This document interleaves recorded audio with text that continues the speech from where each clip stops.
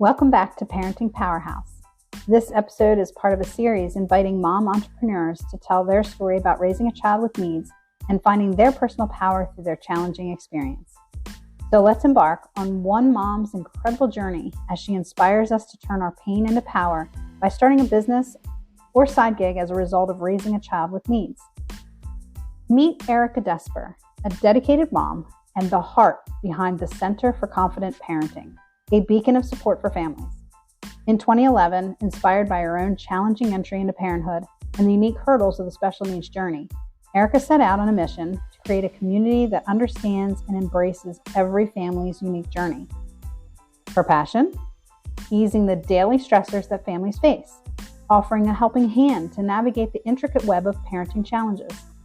Whether you're a new parent or embarking on the special needs journey, Erica is here to guide you with warmth and understanding.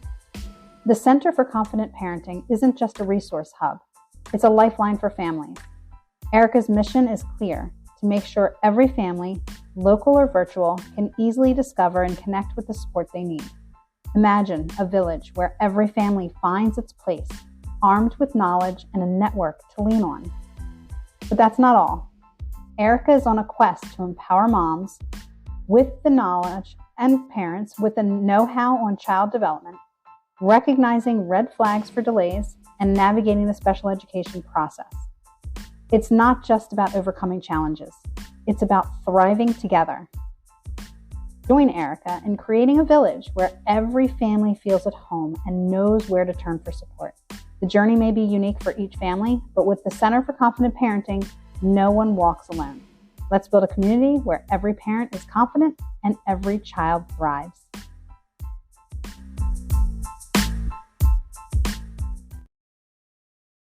Hi, Erica. It's so nice to have you here today.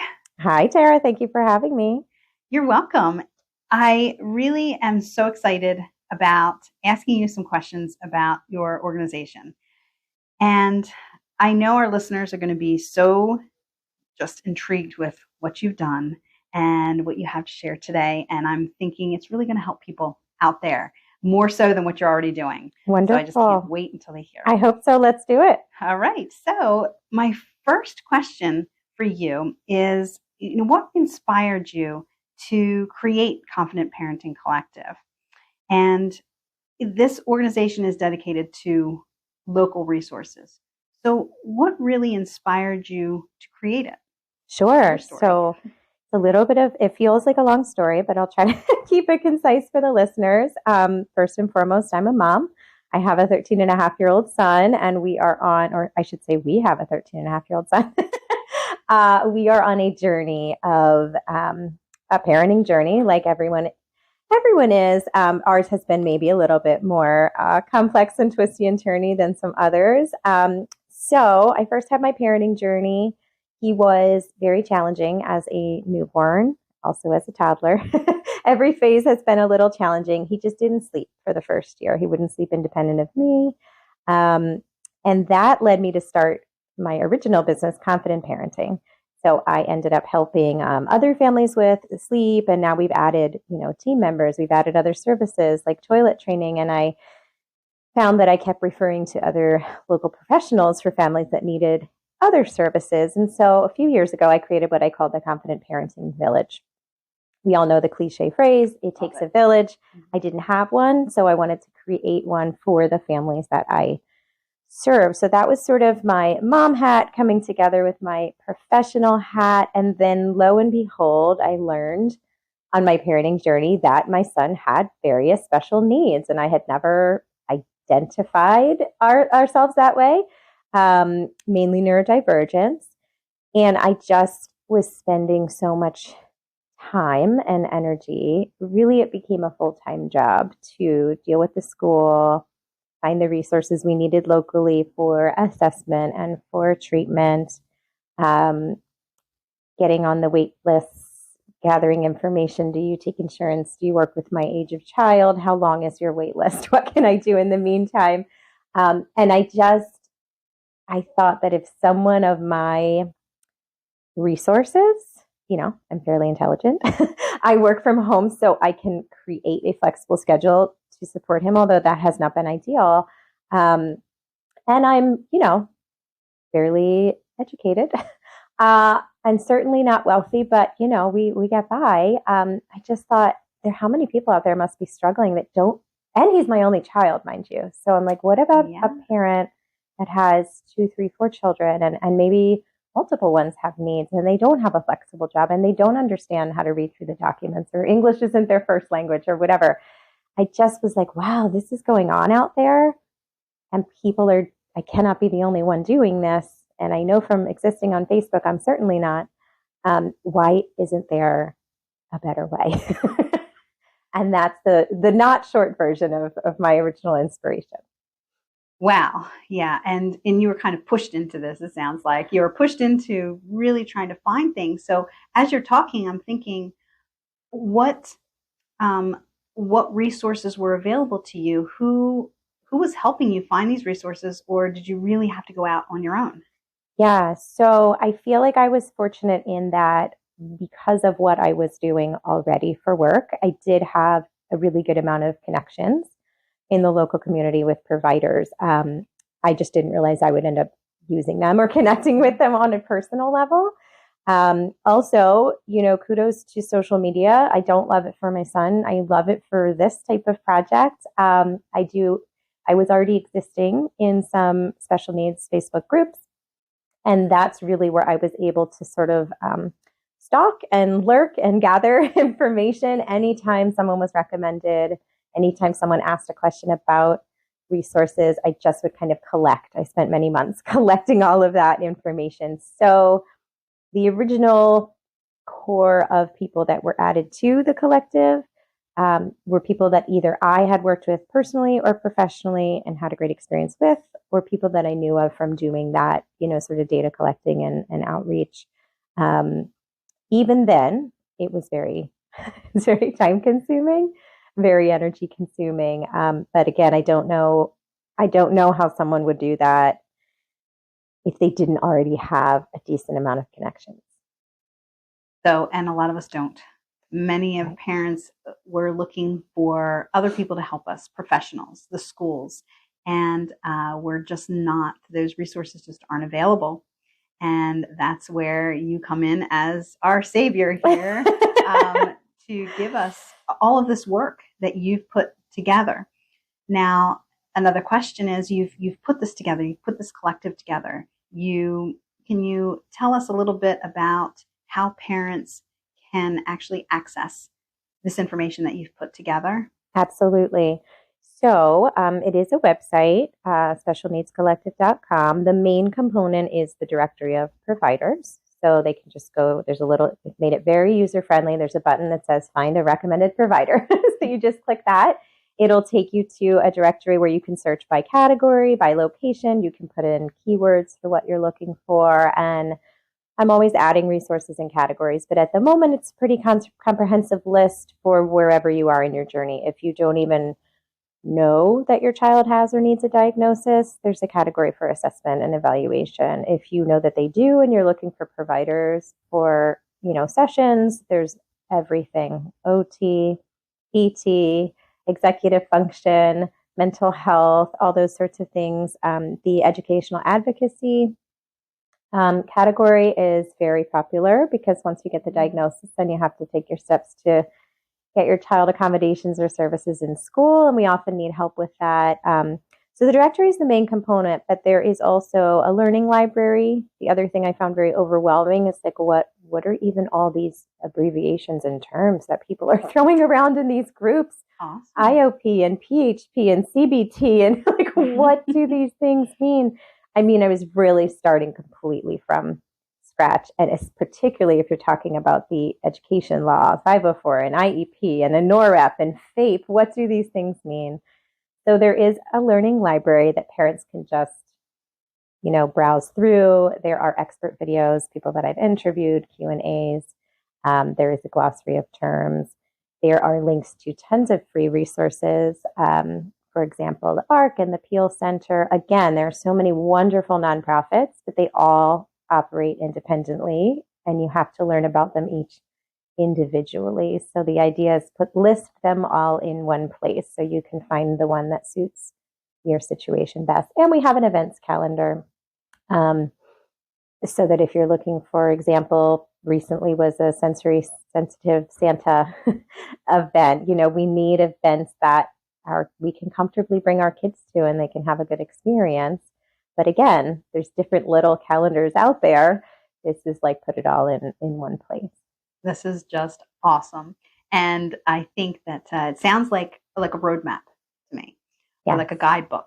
And I think that's exactly what we need as parents, because there's so much information out there. I know for myself, I have an extensive background, and an expert in what I do. But that doesn't mean I know everything. And when I need to reach out, I would just Google. And of course, hundreds of names and resources would come up. So it was just like, I was losing my mind trying to figure out, what do I really need? What are the steps I need to take? And just kind of narrow it down. So this is wonderful, because it sounds like it's going to do all of that for you. So all of you moms out there listening, this is extremely inspirational. And I think that this can probably be done in your local community as well. If you're up for it. I think absolutely. One difference with this new mission, unlike my main business, is that I can help families with sleep and toileting anywhere. It's national, sometimes more international. But to keep this, since one of the goals of the collective is to minimize overwhelm and time for parents, time spent, I really did decide to keep it hyper local. I would love to help families everywhere, but that just seems like such a large undertaking. So this really is specific to families in and around Philadelphia and its suburbs, lots of mainline families, so that the directory doesn't get overloaded with resources, making it, almost like Googling, which isn't helpful. No, it's very difficult. I mean, Google is great, the internet is great, but there is just way too much information out there. Yes.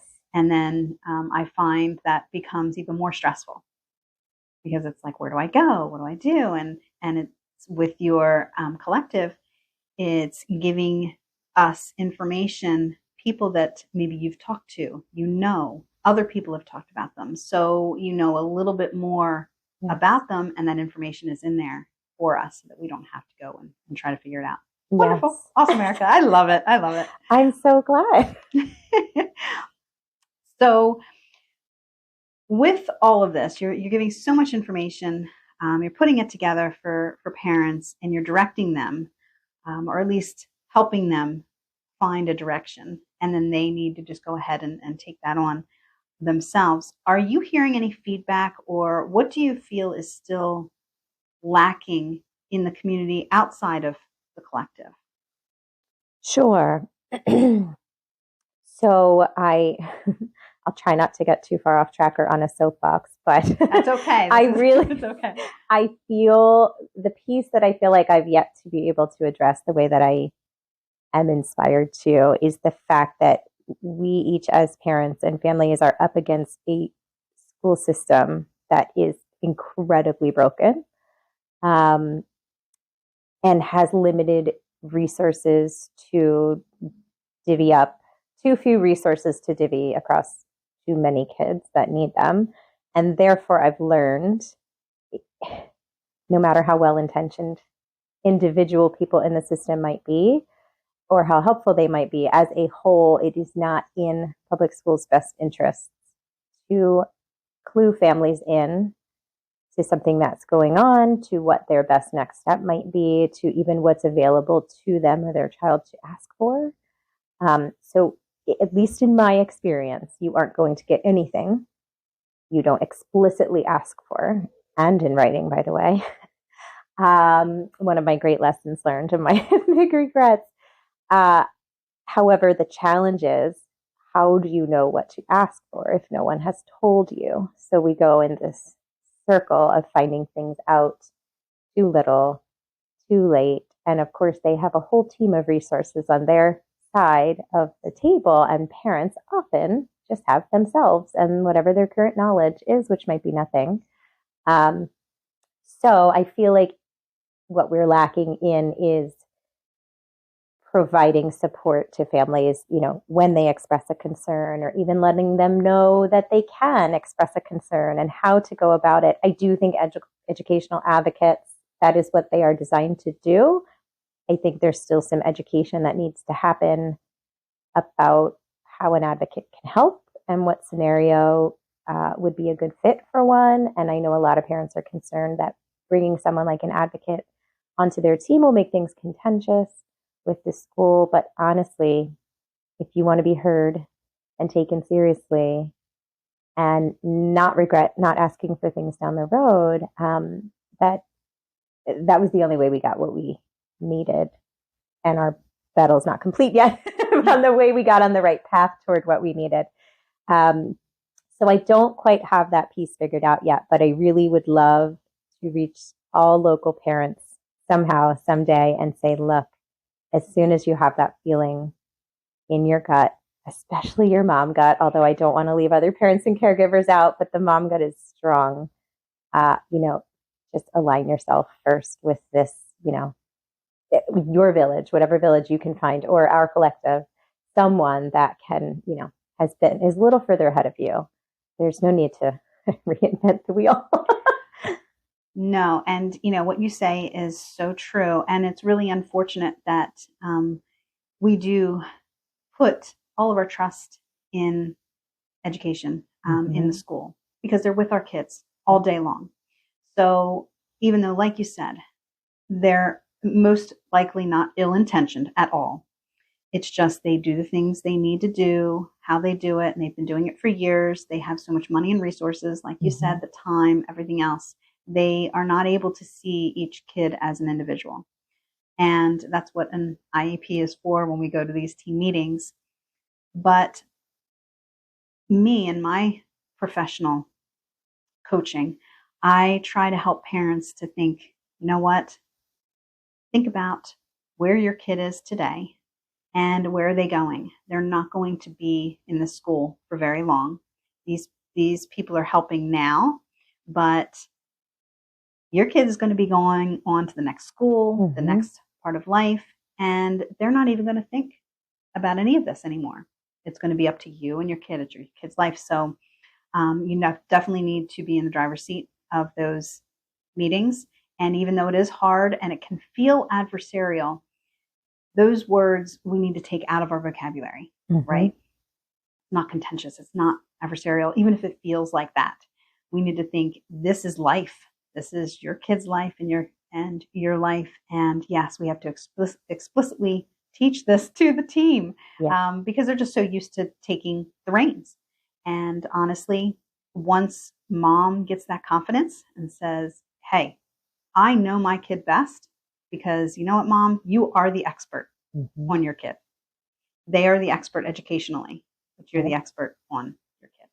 And I think we need a paradigm shift and be able to teach the team and work together and not be so that feeling of, that adversarial feeling that we have to push to get Absolutely. something. I mean, parents don't sometimes know that they are an equal member of that team. And certainly most, again, in my experience, most meetings, most staff don't, I think, try to convey that. I think the meetings are set up to feel fairly intimidating. For example, I attended one where I think there were 7 people on the school's side and me on my side alone. Oh, yes. Whether that was how they have people that are required to be present. So again, I'm sure that wasn't intentional, but how am I to feel that I have an equal voice when it literally visually it's 7-1? So it's already that feeling. You walk in and you see that, and then what are we talking about? The challenges and the difficulties our kids having and what they are supposed to be doing or where we want them to be or look like. And honestly, if we sit back and take a look at that, like you said, mom's gut, your gut feeling when you look at that draft, when things are popping up, those are the questions you need to have. Question anything. You can, but that's just a start. And that's a whole nother episode. That's why I said I'll try to not get too far off, but this mission's not complete. This is just the original framework. Yes, and it's important because it's growing. The collective is always growing. And You have parents reaching out to you all the time, asking questions to the Facebook group. And it's just good to be able to take this information and make it grow. And yes, really, I mean, my ultimate goal is that families know about it and almost say, that doesn't apply to me. I don't need it. So that when they discover that they in fact do, which is what happened to me, they go, oh, right, there's this what about that resource? I almost want to reach families before they even know that they need any of this, because that's how we keep kids and families from falling through the cracks. If a crack hasn't even opened up yet. Right. And it's so hard. And I just have to add, I know we keep getting off track a little bit, but maybe not. I mean, this is, what we want to talk about. Yeah. This is our track, our thread.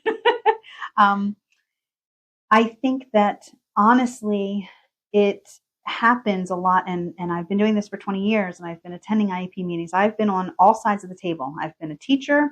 I've been a parent coach, child coach. I've been an administrator. So I've been on all sides.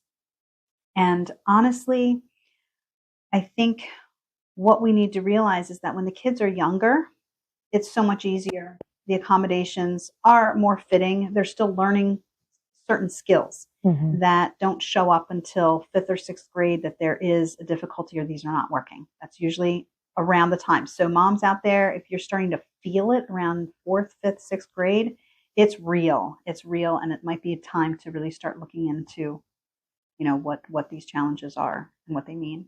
Yes, absolutely. For my son, as an example, it was very easy to say things like, oh, he's just sensitive. Oh, he's just young, which is literally what we were told by professionals and staff. It really wasn't until 6th grade, I think, that it became obvious to anyone but me. And that was because the work became more complex. The structure of the day became more hectic. He had to travel rooms and deal with different teacher personalities and remember his materials and keep various desks neat. Not his strong suit at the moment. Yeah, it can look different at different stages, and it can be a little sneaky at first. It is, but it's real. And if there's something that's a little bit off, it's time to get out there and look for these resources, especially in the collective, just to maybe answer some questions you have. It doesn't necessarily have to go in one direction or another. Don't have expectations, but if you feel it in your gut, start looking. And I would add, I know you're going to ask me later for one thing I've learned. It's so hard to boil it down to one thing, so I'm going to fit some of them in throughout. One of them is, as soon as you hear the words, let's just wait and see. Oh, big one. Yes, we've all heard it.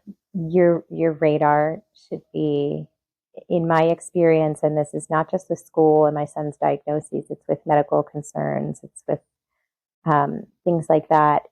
That is someone who either isn't informed enough to know to say anything else, or just wants to pass you off to the next person to deal with it. There are very few things, whether we're talking physical or cognitive, where there's any benefit to waiting and seeing, and lots of drawbacks potentially. Completely. And I believe that this happens a lot if the outward behaviors are not impactful enough in any way, then It's a lot easier to just kind of deal with it. Yes. For them. We started bringing our concerns to the teachers in, let's say kindergarten, but kindergarten actually went quite well, all things considered, but 1st grade.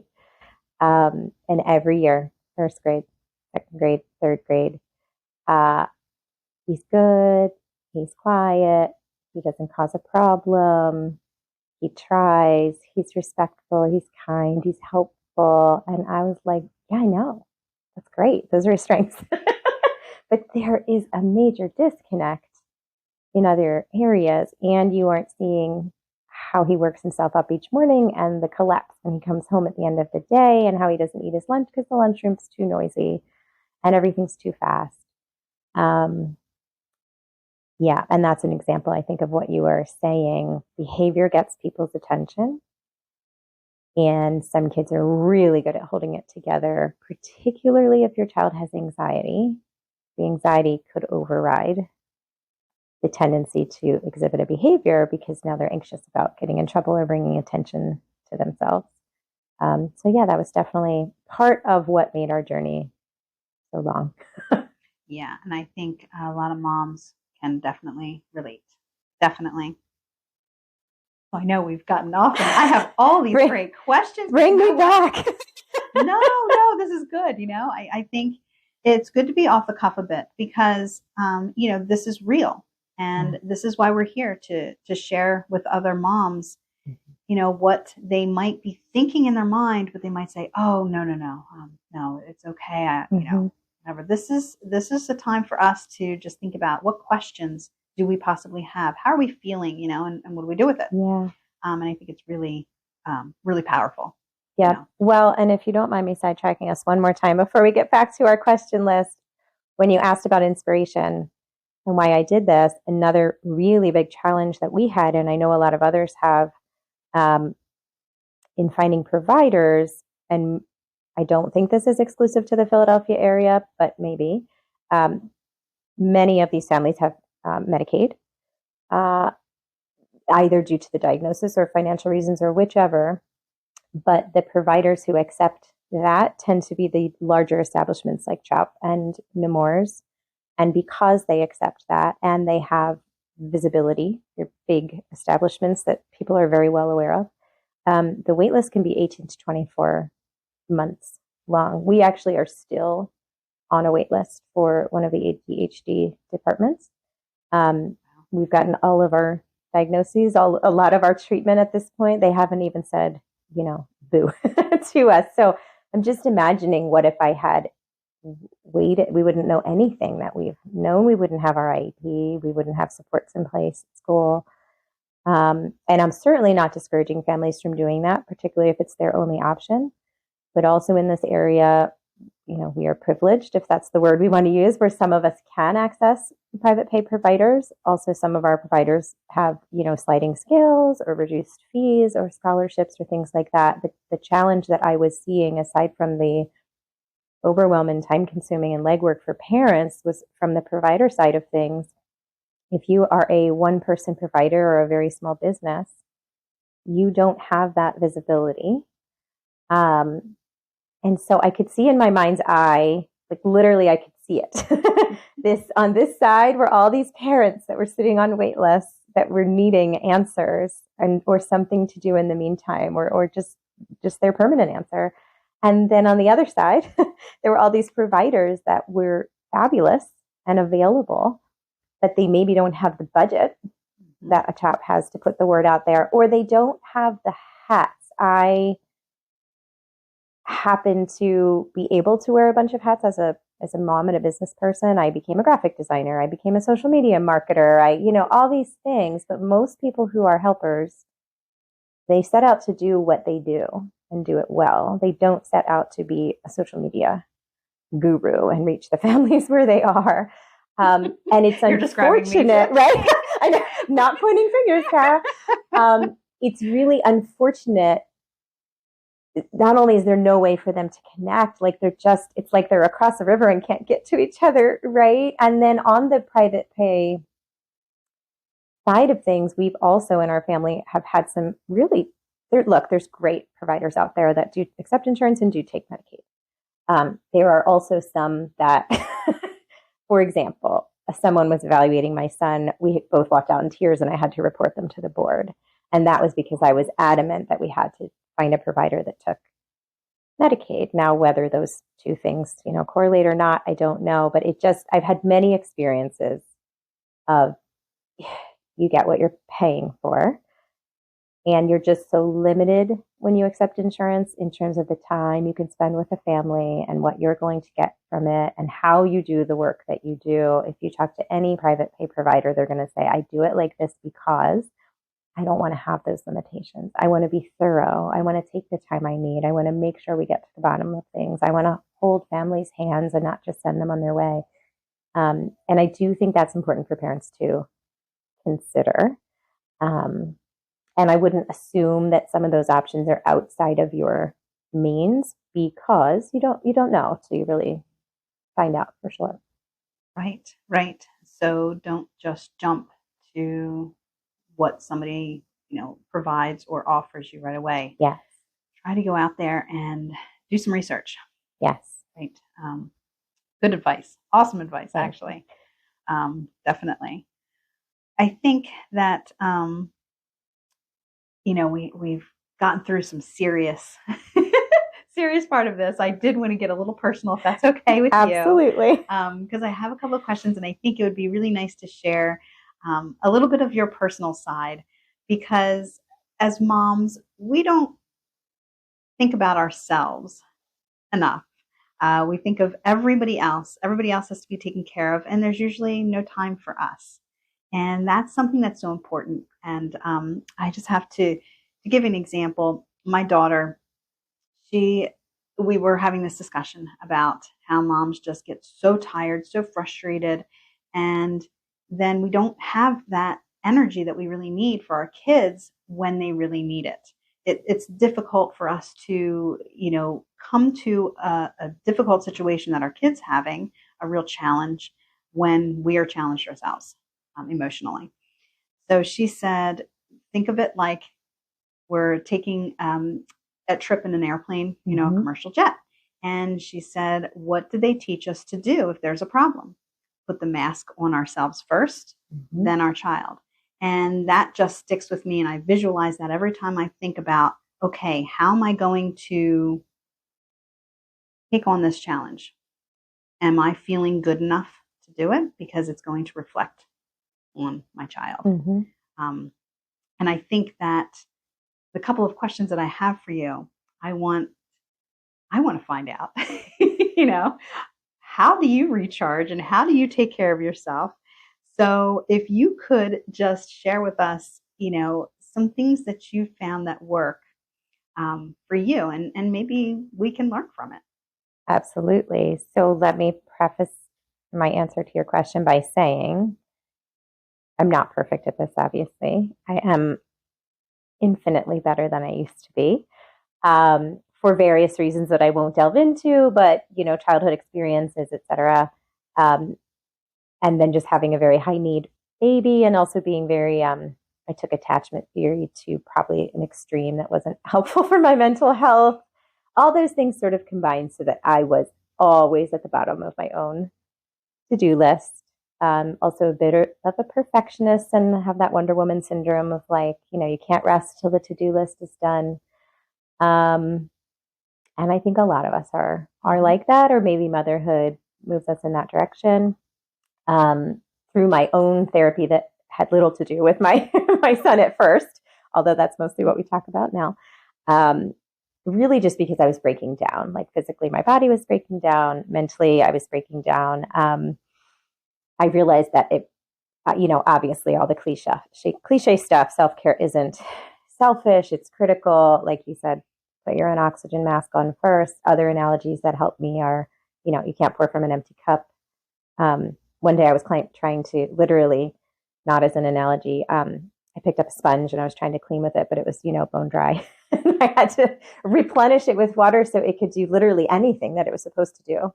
And I was like, ooh, I think I even like that more than the oxygen mask. I love it. So it is a work in progress. I would say to parents and caregivers, just the first step is to give yourself permission to put yourself on the list if you aren't on it yet, and then work up to at the top of the list. And that's easier said than done. Because I was physically struggling with pain disorders and things like that, I took up a practice of yoga. I have found that hot yoga, which not everyone can tolerate, it's literally the only time that I can experience the feeling of muscles that aren't incredibly tight and in pain. It's in the time after I have moved in that heated space. And yoga can sound intimidating for people if they've never practiced it before. It does not need to be. It can be very basic. It's basically stretching and, particular movements. There's so much more to it. It really isn't necessarily physical exercise for me. It's learning to be still, learning to reconnect with my body and feel grounded. It's taking time for me. No one can get to me in the yoga studio. I don't need to check my phone. I don't hear my son saying, "Mom, mom, mom." And really the benefits of doing something like that in the moment last far beyond that moment, the emotional and physical benefits, at least for me. So definitely yoga is a big one. An easier, cheaper thing that anyone can do that's super powerful for me is being in nature alone. Just I hike, I walk, I get lost in a cemetery, whatever it is that's available to me at the time. And I am obsessed with taking photos of things out in nature, praying mantises, butterflies, my favorite. Oh, I love your photos. And it's really it really has become a practice of you have to be so still to do that. And I'm in such a hustle mindset all the time. And that really wears on you. So you have to just it's a lot of things. It's taking the time to do it. It's being in the moment. It's being still and being okay with being still. And then, of course, I can relive those moments later because I have all these amazing, pictures. I have one of those big egg chairs on my porch. So when the weather's nice, I do a lot of porch time, reading, listening to a podcast in my swinging chair, maybe drinking a glass of wine or tea or coffee, whatever. And my cats, I have to tell you, they're not technically emotional support animals, but holding them, the sound of their purr, having their, little warm body snuggled against me, it really is its own type of therapy. And then lastly, I'll just do a shout out for the Balance app, which they were giving it away free for 1 year. I'm not sure if they still are. I really struggle with meditation, which again can sound really woo-woo and intimidating to people. But now that I've wrapped my head around it, it's really, for me, it's just the breath work. Just learning to breathe and control your breathing outside of hectic moments so that when you get to a moment where you do need to be able to regulate yourself, it's something you've already practiced. A lot of the stuff we do is like, oh, I'm in a bad moment. Let's do it right now. Unfortunately, for most of us, it doesn't work like that. So it's more of a proactive, I know it's coming, so let me kind of practice it, outside of the moment so I can call on it later. So it was a long answer to your easy question. No, that's great. Those are all great ideas. And what I see and what I'm visualizing is just what makes you feel good in the moment. Mm-hmm. Something that makes you feel good. And that's all it can do. It can only make you feel good. Mm-hmm. So find. And I've also learned to stop shoulding myself, which sounds like I'm being profane, but I'm saying the word should. I'm huge on I have this free hour, but I should use it too. But now I stop and I ask myself, how will I feel? If that's what I do, how will I feel after? Or is what I really should do right now just take this hour or whatever it is? Maybe it's 5 minutes. Not everyone has the luxury of an hour. I realized my to-do list would never be done, which sounds like such a silly, of course not, such a silly thing to say. But I had this aha moment one day of wait, if I can't take time for myself till my list is done and my list is never done, or in that moment where you're ooh, it's done, 5 things suddenly, get added to it. Well, then where am I on the list? So I've learned to just stop. Okay, I got 2 things done. That's good. Now what am I going to do for myself? Because the list is literally always going to be there. Yeah. Never really thought about it that way. I like that. And it's true. And this list that we have, is it real? I mean, how real is it? Does it need to all get done in one day? Does it all need to get done in 2 days? Or that is such an important most important thing? Ask yourself. Yes, this needs to be done. Does it need to be done right now? Is there another spot that I can schedule it for that's going to be just as effective? Yes, and this reminds me of a book I read recently, The One Thing by Williams, the Keller Williams guy.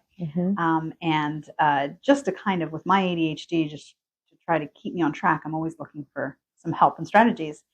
And it really focuses on one thing. Every time you have a question, what is the one thing that is most important right now?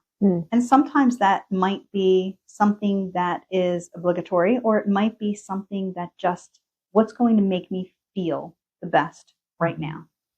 So if you are feeling stressed out, what is going to make me feel better right now? Taking that 2 minutes to just walk away. Yep. And to get really real, that might be the first challenge for a parent or caregiver that's listening. I was so far detached from my own body, my own needs, my own likes, taking time for myself, that when I did have set aside time to recharge, I was no longer aware of what types of things recharged me.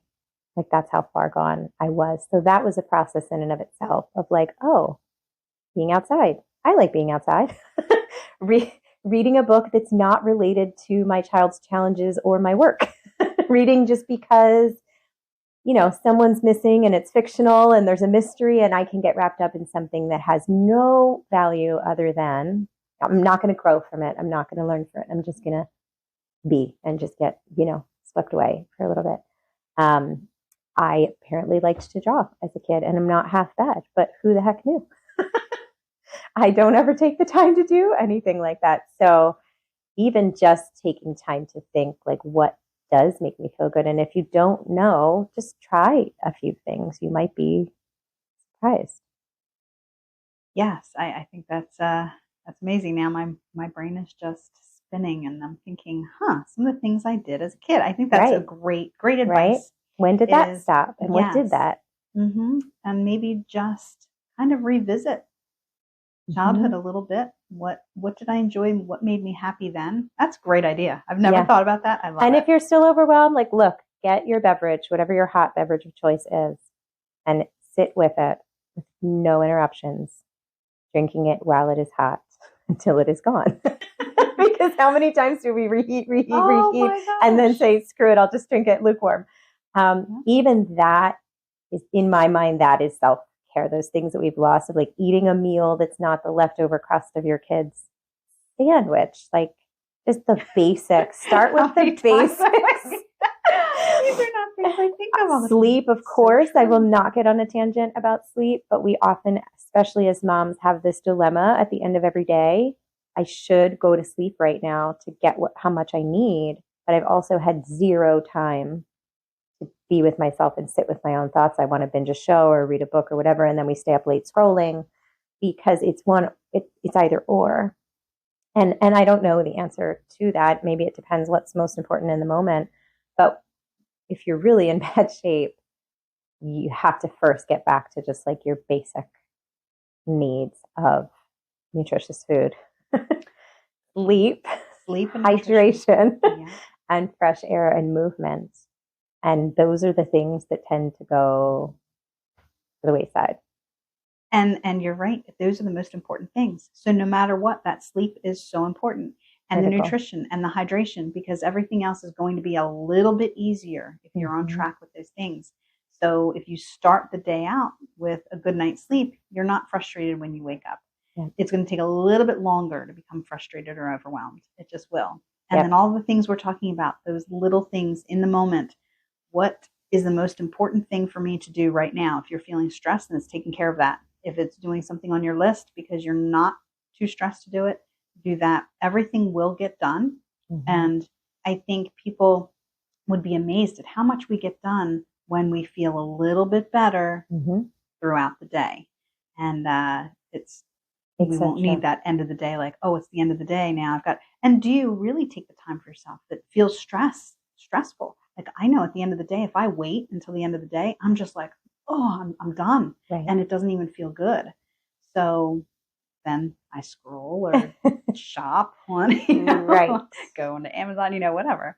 Right. Yeah, totally resonates with me completely. Yeah. I'm so glad we're having this conversation because it's opening up so much for us and our listeners. And I agree. I wish someone had said these things to me. And, honestly, in all fairness, I'm sure someone did. Maybe I wasn't. I hate to say we each have to hit our own rock bottom. I would love to help parents before they get there. But sometimes you do have to kind of see for yourself.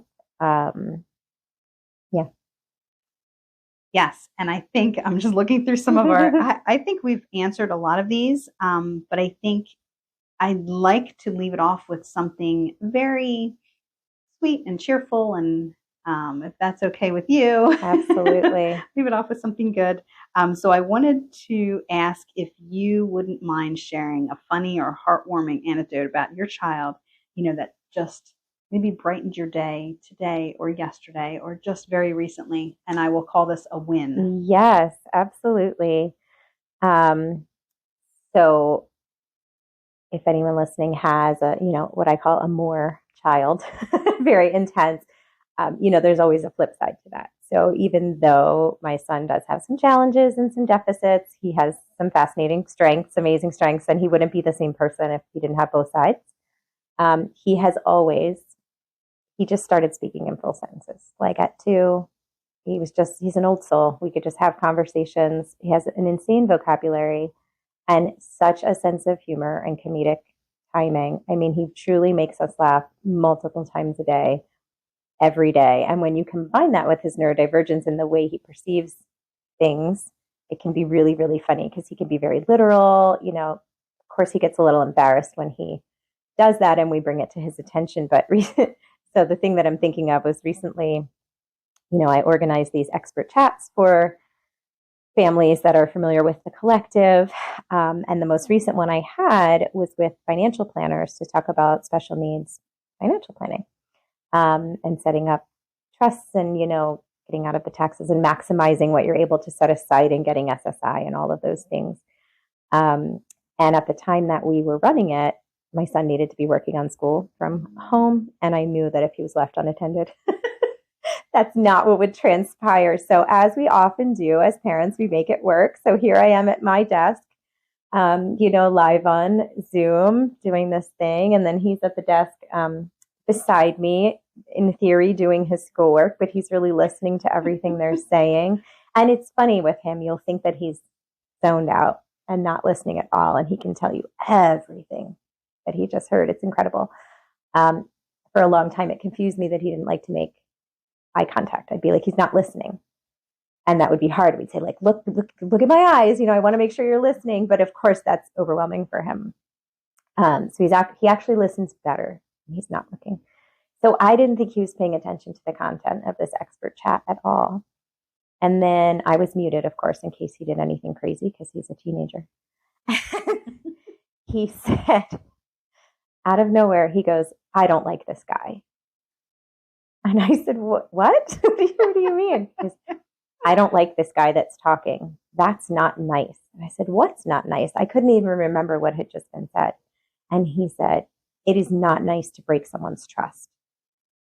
And then I realized that he was using trust in the financial sense. Like at some point you would break the trust and disperse the funds.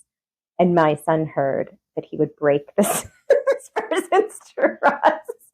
Wow. That is so And I had to interrupt the live and say, like, I have an anecdote for you guys because it just really made me smile. Now, of course, he was embarrassed that he misunderstood because language is one of his strengths. But I just thought, one thing I've learned from him is that there's always so many ways to see things. I have an abstract painting that I've had on my bedroom wall for a really long time, and it's just lines of color. And they're somewhat blurred.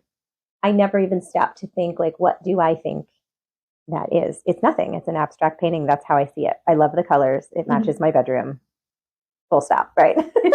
Right. As a little boy, he laid in bed one day and he looked up and he said something about the train. And I was like, "What train?" He goes, "Well, that's a train going by."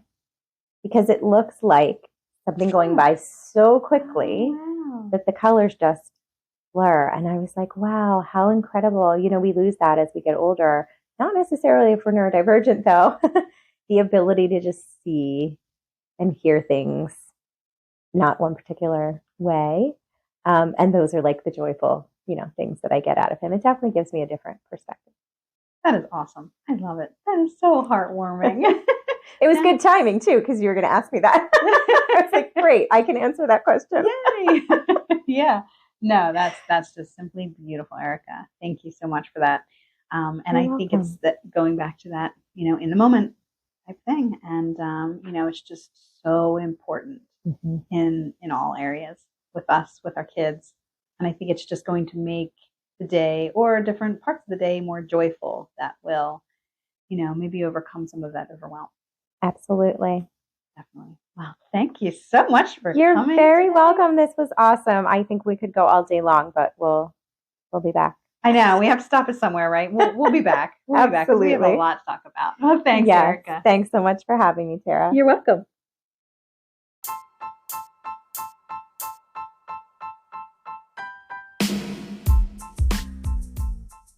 Welcome back to Parenting Powerhouse.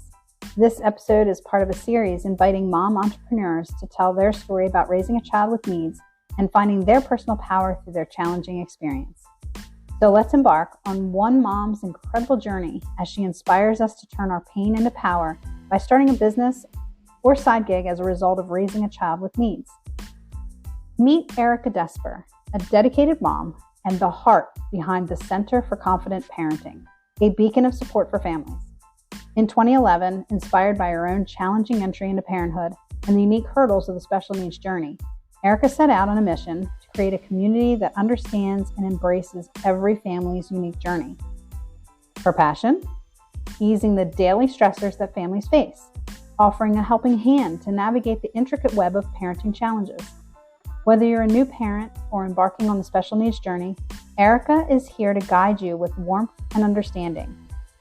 The Center for Confident Parenting isn't just a resource hub, it's a lifeline for families. Erica's mission is clear: to make sure every family, local or virtual, can easily discover and connect with the support they need. Imagine a village where every family finds its place, armed with knowledge and a network to lean on. But that's not all. Erica is on a quest to empower moms with the knowledge and parents with the know-how on child development, recognizing red flags for delays, and navigating the special education process.